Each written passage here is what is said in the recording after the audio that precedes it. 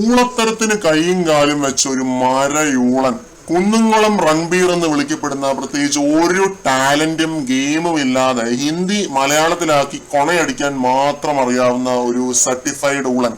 ഇങ്ങനെയുള്ള വാക്കുകൾ ഞാൻ ഉപയോഗിച്ചു പോവുകയാണ്. പ്രേക്ഷകർ എന്നോട് ക്ഷമിക്കണം, മാന്യനായ പ്രേക്ഷകർ എന്നോട് ക്ഷമിക്കണം. അതാണ് ആര്യൻ കട്ടോരിയ. ഇങ്ങനെയുള്ളവർക്കൊക്കെ മലയാളം ബിഗ് ബോസിൽ വരാൻ എന്ത് ക്വാളിറ്റിയാണ് ഉള്ളതെന്നാണ് എനിക്ക് മനസ്സിലാവാത്തത്. ലക്ഷക്കണക്കിന് ആളുകളാണ് ഈ ഷോയിലേക്ക് കയറാനായിട്ട് കാത്തു നിൽക്കുന്നത്. അനീഷിനെ പോലെയുള്ള നല്ല മികച്ച കോമണേഴ്സ് വെളിയിൽ കാത്തു നിൽപ്പുണ്ട്.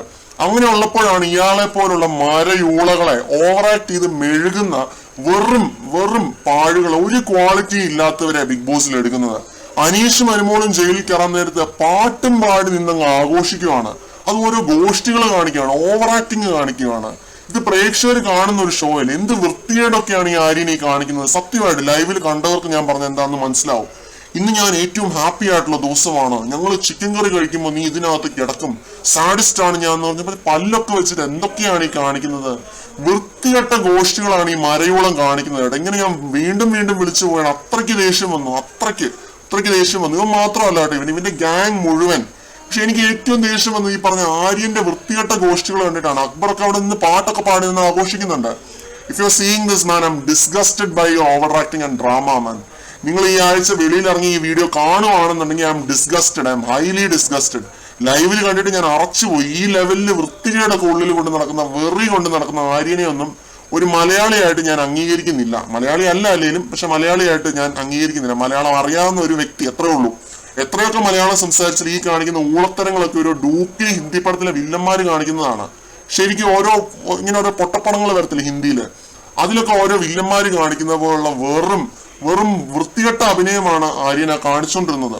അത് ലൈവില് കണ്ടവർക്ക് ഞാൻ പറഞ്ഞത് കറക്റ്റായിട്ട് മനസ്സിലാവുമായിരിക്കും. എന്തായാലും ലൈവില് അക്ബറും അപ്പാനുഷരത്തും റെനയും ഈ പറയുന്ന ആര്യനും ഒക്കെ വൻ ആഘോഷമാക്കുകയായിരുന്നു അനീഷിന്റെയും അനുമോളുടെയും ആ ഒരു ജയിൽ പ്രവേശം. ആര്യന്റെ തോന്നിവാസം കണ്ടിട്ട് തന്നെ എനിക്ക് ഇത്രയും ദേഷ്യം വന്നു എന്നുണ്ടെങ്കിൽ അതൊക്കെ കണ്ടപ്പോൾ എനിക്ക് എത്രത്തോളം ദേഷ്യം വന്നിട്ടുണ്ടാവുമെന്ന് നിങ്ങൾക്ക് ഊഹിക്കാവുന്നതേ ഉള്ളൂ. പക്ഷെ അതൊക്കെ ഞാനങ്ങ് വിടുവാണ്. കാരണം അതൊക്കെ ഒരു ഗെയിം ആയിട്ട് വേണമെങ്കിൽ കാണാം. ആര്യൻ കാണിച്ച ഗോഷ്ഠികളും ആര്യൻ കാണിച്ച വൃത്തികളും മാത്രമേ ഞാൻ ഇതിനകത്ത് പറയുന്നുള്ളൂ. ഇതൊരു ഗെയിമാണെന്ന് പറഞ്ഞിട്ടുള്ള ഈ വൃത്തികെട്ട പ്രവർത്തികൾ കാണിക്കുന്ന ഒരിക്കലും അംഗീകരിച്ചു കൊടുക്കാൻ പറ്റത്തില്ല.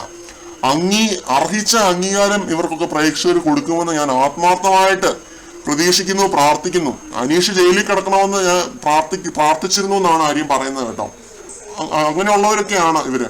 പുറത്തിറങ്ങിയിട്ടുള്ള ജനരോഷം കണ്ടിട്ട് ഇവരൊക്കെ കരയുമെന്നാണ് എനിക്ക് തോന്നുന്നത്. അത്രയ്ക്ക് മണ്ടന്മാരാണ് ഈ പറയുന്ന ടീമുകളെല്ലാവരും. പുറത്തുനിന്ന് ഡാൻസ് കളിച്ചിട്ടുള്ള സകലമാന ടീമുകളും, അനുമോളെയും അനീഷിനെയും ജയിലിൽ കണ്ട് പുറത്ത് ഡാൻസ് കളിച്ച സകലമാന ടീമുകളും മണ്ടന്മാരാണെന്ന് ഞാൻ പറയത്തുള്ളൂ.